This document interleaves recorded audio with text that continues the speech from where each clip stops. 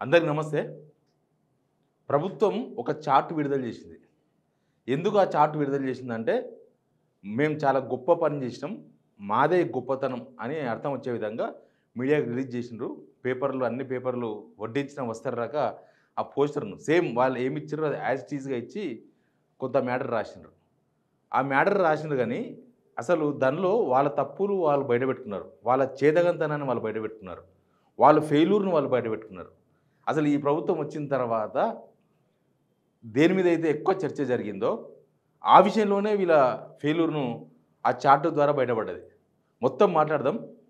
Point to point మాట్లాడదాం. అంతకన్నా ముందు సబ్స్క్రైబ్ చేసుకోని వాళ్ళు మాత్రం పక్కా సబ్స్క్రైబ్ చేసుకోండి. మనం డైరెక్ట్ సబ్జెక్ట్‌లోకి పోతే ఇది వాళ్ళు ఇచ్చిన చార్ట్. ఏంది చార్ట్? దేనికి సంబంధించిన చార్ట్ ఇదంటే, రైతు భరోసా అంతకుముందు రైతు బంధుకు సంబంధించిన చార్ట్. ఈ చార్ట్ ఒకటి విడుదల చేసి, ఈ చార్ట్ మీకు కనిపిస్తుంది. ఈ చార్ట్ విడుదల చేసి ఏం చెప్పుకున్నారు ఈ చార్ట్ విడుదల చేసిన తర్వాత అంటే, ఈ చార్ట్ ఏందంటే season wise dates on which Rythu Bandhu, Rythu Bharosa releases were made. 2018 నుంచి రైతు బంధు వచ్చినప్పటి నుంచి ఇప్పుడు రైతు భరోసా ఇచ్చినంత వరకు అసలు ఎప్పుడెప్పుడు జరిగింది, ఎన్ని రోజుల్లో ఇచ్చిండ్రు, ఎంత అమౌంట్ ఇచ్చిండ్రు అనే విషయాన్ని చార్ట్ ద్వారా బయటపెట్టిండ్రు.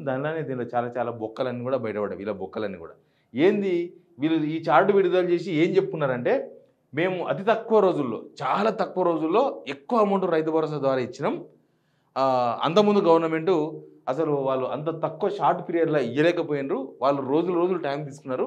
మేము మాత్రమే చాలా తక్కువ రోజుల్లో 9 రోజుల్లో 8,744 కోట్లు వానాకాలం రైతు భరోసా ఇచ్చినాం అని వాళ్ళు దీనిలో వాళ్ళ గ్రేట్‌నెస్ చెప్పుకున్నారు. కానీ దీనిలో ఉన్న బొక్కలన్నీ ఏందంటే, దీనిలో ఎన్ని వ్యవహారాలు ఉంటాయో అన్ని వ్యవహారాలు ఉన్నాయి. మనకు 2018, 19 నుంచి రైతు బంధు స్టార్ట్ అయింది. కరెక్ట్‌గా ఎలక్షన్ ముందు నుంచి రైతు బంధు స్టార్ట్ అయింది. అంతకుముందు ఎలక్షన్. తర్వాత ప్రతి ఇయర్ వైజ్ చూడండి ఒకసారి. వానాకాలం, యాసంగి, వానాకాలం, యాసంగి, వానాకాలం, యాసంగి, వానాకాలం, యాసంగి అన్నీ మన దగ్గర 2 కార్లే పండవంతది. యాక్చువల్‌గా రేవంత్ రెడ్డి పీసీ చీఫ్‌గా ఉన్నప్పుడు 3 కార్లు ఎందుకు ఇయ్యరు? చేతనైతే లేదా సన్నాసి అని మాట్లాడిండు. బహుశా వీళ్ళ గవర్నమెంట్ వచ్చినాక 3 కార్లు ఇస్తారేమో. తెలంగాణలో, ఆంధ్రాలో పండినట్టు 3 కార్లు పంటలు పండుతాయేమో అప్పుడు అని అందరం అనుకున్నాం. అంటే వీళ్ళ చేతిలో ఏదైనా మాయ మంత్రం ఉందేమో, 3 కార్లు తెలంగాణలో పంట పండిస్తారేమో అనుకుంటే లాస్ట్‌కొచ్చి వీరు కూడా 2 కార్లకు వచ్చిండ్రు. ఇంకా చాలా చాలా విషయాలున్నాయి. ఇక్కడ ఒకటి ఖాళీ కనిపిస్తుంది చూసిండ్రా? వానాకాలం 2024-25 వానాకాలం dash dash dash dash dash dash అంటే వీళ్ళు ఎగ్గొట్టింది ఇక్కడ కనిపిస్తుంది. డాష్ డాష్ డాష్ అంటే అందరికీ మేము డాష్ ఇచ్చినామని. దానిలో ఏమి ఇవ్వలేదు అని.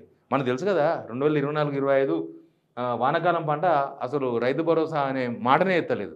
టైం పాస్ చేసిండ్రు అప్పుడు. కమిటీ చేసి శ్రీధర్ బాబు, పొంగులేటి శ్రీనివాసరెడ్డి, బట్టి విక్రమార్క వీళ్ళందరితో కమిటీ చేసి రైతులను మభ్యపెట్టనీకే వాళ్ళతోనే మేము సమావేశాలు పెడుతున్నాం. వాళ్ళ ఒపీనియన్ తీసుకుంటున్నాం. ఎవరికి ఇవ్వాలి, ఎట్లా ఇవ్వాలి, అదొక పెద్ద డ్రామా. అసలు ఎట్లా ఎంతమందికి ఇవ్వాలి మేము, అసలు పోయినసారి గవర్నమెంట్ ఇచ్చినట్టు మేము ఇయ్యం, మాదంతా వేరేలాగా ఉంటుంది, 100 ఎకరాలను ఆసామికి ఇస్తారా, ఇట్లాంటి చాలా చాలా చర్చలు చేసిండ్రు. తర్వాత మళ్ళా ఆడికే వచ్చింది కథ. గుడి చుట్టూ తిరిగి గుళ్ళకు పోయినట్టే వీళ్ళు కూడా అన్ని చెప్పి లాస్ట్‌కి ఇచ్చింది అదే. ఒకసారి మనం ఈ చార్ట్‌ను చూస్తే ఇగో ఇక్కడ ఉన్నది, ఇక్కడ కనిపిస్తుంది చూడు. ఇక్కడ 5,000 మనం లాస్ట్ ఎక్కడ చూద్దామంటే 2023-24 వానాకాలం యాసంగి నుంచి స్టార్ట్ చేద్దాం. అంతకుముందు అంతా కూడా మనకు తెలుసు ఎట్టెట్లొచ్చిందో అంతా తెలుసు మనకు. ఈడికొస్తే 108 రోజుల్లో 7,637 కోట్లు వచ్చినాయి. 147 రోజుల్లో 7,625 కోట్లు వచ్చినాయని చెప్పారు. నిజానికి ఇదంతా కూడా 5,000 రూపాయలు. ఎకరాకు 5,000 రూపాయలు మాత్రమే. ఈడికొచ్చే వరకు యాక్చువల్‌గా ఎకరాకు 7,500 రూపాయలు రావాలి. అంటే సంవత్సరానికి 15,000 వీళ్ళు చెప్పింది.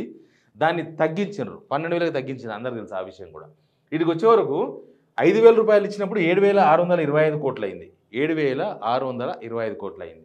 తర్వాత వానాకాలం రైతు భరోసా వచ్చే వరకు 8,744 కోట్లయింది. ఎంత ఎక్స్ట్రా ఉంది? జస్ట్ ఇక్కడికి చూస్తే ఇదొక 300 కోట్లు, 375 కోట్లు, 400 కోట్లు వేసుకోండి. 400 కోట్లు, 700 కోట్లు. 1000 కోట్లు మాత్రమే ఎక్కువైంది. 1000 కోట్లు మాత్రమే ఎక్కువైంది. ఇప్పుడు ఎట్లున్నదంటే నలుగురున్నా అదే భోజనం, 10 మంది ఉన్నా 1000 రూపాయలే మేము ఇచ్చేది. నలుగురు ఉన్నప్పుడు 1000 రూపాయలే ఇస్తాం. 1000 రూపాయలైంది ఖర్చు. 10 మంది ఉన్నప్పుడు 1000కి కొంచెమే ఎక్కువైంది. అట్లెట్లయితుంది మరి? నలుగురు తినే తిండి వేరే ఉంటుంది. 10 మంది ఉన్నప్పుడు పెట్టే ఖర్చు, తినే తిండి వేరే ఉంటుంది. మళ్ళీ ఇక్కడ ఎగ్గొట్టింది ఎవరికి? అసలు ఈ లెక్కన చూస్తే 50% 5,000 లేకపోతే ఒక 1,000 రూపాయలు ఎక్స్ట్రా, 6,000 రూపాయలు ఒక్కొక్కరికి. 6,000 రూపాయలు ఎక్స్ట్రా అయినప్పుడు ఒక 70 లక్షల మందికి, అంటే ఒక్కొక్క మనిషికి ఒక 70 లక్షల మంది రైతులు మొత్తం. 70 లక్షల మంది రైతులు లెక్కేద్దాం మనం. మొత్తం 70 లక్షల మంది రైతులు ప్లస్ కోటి వీళ్ళు ఇస్తున్న లెక్క ఎంత, వాళ్ళు కోటి మొత్తం ఎకరాలు భూమి ఎకరాలు చూస్తే వాళ్ళు 1,40,00,000 ఎకరాలకు ఇచ్చిండ్రు. మేము 1,37,00,000 ఎకరాలకు ఇస్తామన్నారు.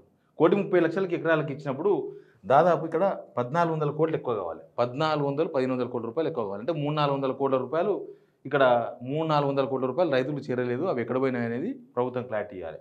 ప్లస్ యాసంగి అంటే పోయినసారి యాసంగి 2025-26 యాసంగిలో 87 రోజులు ఇచ్చారు. 5,557 కోట్లు ఎట్లు ఇచ్చారు మరి. అంటే వీళ్ళు 3 ఎకరాలకు 4 ఎకరాల వరకు క్లోజ్ చేసిండ్రు. ఇంకా ఇయ్యమని డిసైడ్ అయిపోయింది గవర్నమెంట్. దీన్ని బట్టి చూస్తే వీళ్ళు ఇచ్చిన చార్ట్ బట్టి చూస్తే ఇంకా పాత రైతు భరోసా రాదు, అది మర్చిపోవాల్సిందే. అంతకుముందు వానకాలం ఎట్లా మర్చిపోయినామో ప్లస్ యాసంగిలో కూడా వీళ్ళు కంప్లీట్ చేయలేదు. 3 ఎకరాల దగ్గర 4 ఎకరాలు ఆపేసిందే, అదే లాస్ట్. ఇంకా అంతకన్నా పైన ఉన్న వాళ్ళకి ఇంకా రాదు, అది ఆ అకౌంట్ మొత్తం కూడా క్లోజ్ చేసినట్టుగా క్లియర్గా అర్థమైంది. ఇంకా దీంతోపాటు ఇంకా ప్రధానమైన అంశాలు 2 ఉన్నాయి దీనిలో. ఒకటి కౌలు రైతుల ఇష్యూ.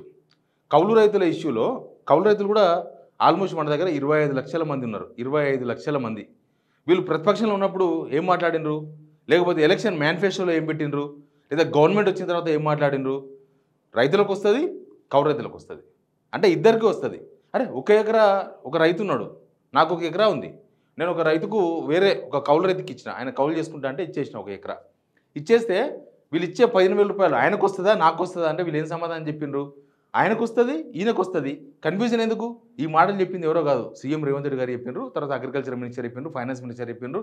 అందరూ నోటుకు వచ్చినట్టు మాట్లాడినారు. ఎలక్షన్స్ అయిపోయిన తర్వాత కూడా, ఎలక్షన్స్ ముందర ఓట్ల కోసం మాట్లాడింది అనేది క్లియర్.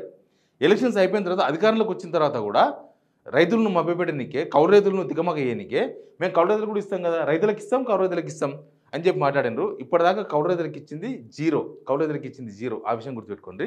ఇంకొకటి, అప్పుడు చాలా వీడియోలు మీరు చూసి ఉంటారు. ఒకటి కోదండరామ్ సార్ మాట్లాడిన వీడియో మీరు వినాలి ఖచ్చితంగా. ఎందుకు వినాలంటున్నా అంటే, అప్పుడు మాట్లాడినరు, ఇప్పుడు మౌనంగా ఉన్నారు అన్ని విషయాలలో. బట్ అప్పుడు ఆయన ఏం మాట్లాడినారో వింటే ఇప్పుడు ప్రభుత్వం ఏం ఫెయిల్ అయిందో ఈజీగా అర్థమవుతుంది. అది కూడా వినండి. రైతు బంధు పథకం అనేది పేద రైతులకు సహాయం చేయవలసినంత చేయకపోగా, పెట్టుబడి అవసరమే లేనటువంటి, భూమిని దున్ననటువంటి, భూమిని పెట్టుబడిగా మాత్రమే మార్చుకున్నటువంటి వాళ్లకు మాత్రం అవసరానికి మించినటువంటి అనవసరమైనటువంటి సహాయాన్ని అందజేస్తున్నది. దీన్ని బట్టి ఏమర్థమైంది, కోదండరామ్ గారు అప్పుడు మాట్లాడినారు, ఇది అప్పుడు డిస్ప్లేలో మాట్లాడినారు, అదొక టీవీ వీడియో. అది తక్కువ భూమి ఉన్న రైతులకు ఇచ్చుకుంటూ అనవసరంగా అవసరం లేని వాళ్ళకు కూడా ఇచ్చారు. అంటే 10 ఎకరాలు, 15 ఎకరాలు, 20 ఎకరాలు, 50 ఎకరాలు, ఇంకా మన దగ్గర ఒకవేళ 2 ఫ్యామిలీ మెంబర్స్ ఉండి 100 ఎకరాలు ఉన్న ఆసాములు కూడా ఉండొచ్చు. వాళ్ళు కూడా ఎందుకు ఇస్తున్నారు అనేది Kodandaram sir question, correct question అది. పోయినసారి గవర్నమెంట్ అటు ఇచ్చేది లేకుండే అనే అభిప్రాయం చాలామంది రైతుల్లో కూడా వచ్చింది. చాలామంది చిన్న సన్నకారు రైతులంతా ఏమన్నారు, అదే నాకు ఎకరా ఉన్నది, నాకు 5,000 వచ్చింది, ఆయనకు 10 ఎకరాలు ఉంది, ఆయనకు 50,000 వచ్చినాయి.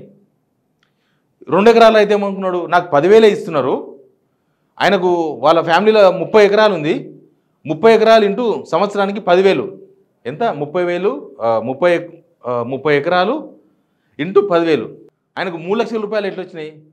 మరి నాకు ఇచ్చిందేమో 10,000, ఆయనకు వచ్చిందేమో 3 లక్షలు. ఇదేం డిఫరెన్సు, ఇదేం లెక్క, అసలు బాగా భూమి ఉన్న వాళ్ళకి ఎట్లు ఇస్తారు, ఆసాములకు ఎట్లు ఇస్తారు అనేది క్వశ్చన్. దాన్ని ఇక్కడ ఇప్పుడు గవర్నమెంట్లో ఉన్న వాళ్ళు కూడా చాలామంది మాట్లాడారు. అంటే ఆ గవర్నమెంట్ ఇచ్చిందని తప్పు పట్టిండ్రు, రైతులు కూడా తప్పు పట్టిండ్రు. ఎట్లా ఇస్తారు మీరు, తక్కువ ఉన్న రైతుకు తక్కువ వచ్చింది, ఎక్కువ ఉన్న రైతుకి ఎక్కువ వచ్చింది, మరి ఇంకా మాకేం లాభం వచ్చింది అని చాలామంది రైతులు మాట్లాడారు. ఎలక్షన్స్ అప్పుడు కూడా మాట్లాడినారు, కాంగ్రెస్ వాళ్ళు కూడా మాట్లాడినారు.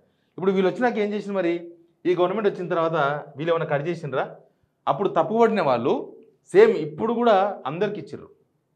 మరి అప్పుడు తప్పు పట్టి మళ్ళీ అందరికి ఎందుకు ఇచ్చిండ్రు వీళ్ళు? అది తప్పు అన్నప్పుడు ఇప్పుడు తప్పు అవుతుంది, అప్పుడు కరెక్ట్ అంటే ఇప్పుడు కరెక్ట్ అనాలి.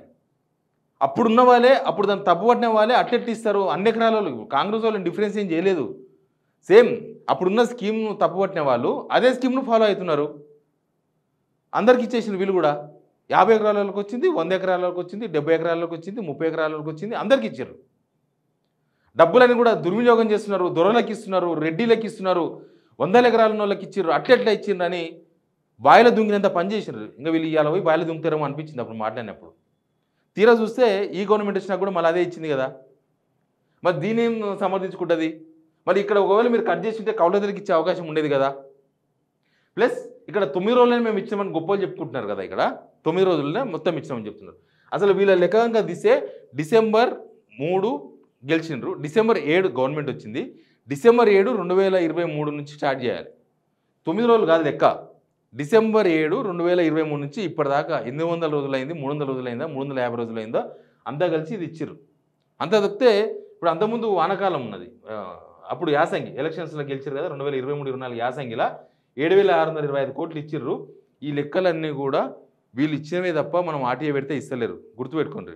ఎందుకంటే అప్పుడు కూడా వచ్చిన వాళ్ళకి వచ్చింది, రాలేదు, చాలా కిరికిరిలు అయినాయి తెలుసు కదా మీకు. అప్పుడు రైతు వీళ్ళు వచ్చినాక కొత్తగా ఎలక్షన్ ముందర వీళ్ళే ఎలక్షన్ కంప్లీట్ చేసి ఆపిర్రు. ఎలక్షన్ ముందర ఇస్తారా, ఎలక్షన్ వచ్చింది కదా ఇవ్వద్దని ఆపిన తర్వాత వీళ్ళే వచ్చి పొంగులేటి శ్రీనివాసరెడ్డికి పైసలన్నీ కొట్టేసి మెల్లగా టైంపాస్ చేసి ఒక 3-4 నెలలు ఇచ్చారు.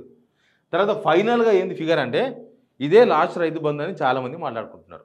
అగ్రికల్చర్ ఆఫీస్లో కూడా ఈ చర్చ ఉంది, ఇదే లాస్ట్ రైతు భరోసా, ఈ ఎలక్షన్ మందం ఇచ్చిన రైతు భరోసా ఇది అయిపోయిన తర్వాత ఇంకా రైతు భరోసానే ఉండదు అని. దీన్ని బట్టి ఏమర్థమైంది, మొత్తం రైతు బంధు అనే పేరుతో, రైతు భరోసా అనే పేరుతో మొత్తం పాలిటిక్స్ కాంగ్రెస్ గవర్నమెంట్ రైతుల కోసం ఇచ్చినట్టు కాదు, మొత్తం రైతులందరినీ కూడా పాలిటిక్స్లోకి లాగనికే, వాళ్ళ చుట్టూ ఒక రాజకీయ ఉచ్చు బిగించనికే వీళ్ళందరినీ రాజకీయం కోసమే రైతు భరోసా ఇచ్చినట్టుంది తప్ప పంట కోసం ఇచ్చినట్టు కనిపిస్తుందా? పంట కోసం ఇస్తే వీళ్ళు చెప్పినట్టు కౌలు రైతులు కూడా ఇచ్చేవాళ్ళు. వీళ్ళు పంట కోసం ఇచ్చినట్లయితే పంట వేయని వాళ్ళకో లేకపోతే వీళ్ళు తప్పుపట్టిన ఆ పెద్ద పెద్ద ఆసాములకి ఎందుకు ఇచ్చినట్టు, ఇట్లాంటి సమాధానాలన్నీ ప్రభుత్వం దగ్గర లేవు. బట్ అందరికీ ఆల్ ద బెస్ట్. ఇదే రైతు భరోసా లాస్ట్ అనేది అందరిలో, సమాజంలో చర్చ ఉంది, ప్రభుత్వంలో చర్చ ఉంది, అందరిలో చర్చ ఉంది. దీనికి మాత్రం ప్రభుత్వం సమాధానం చెప్పే పరిస్థితిలో లేదు. చూద్దాం ఏం జరుగుతుందో. Please subscribe signal TV.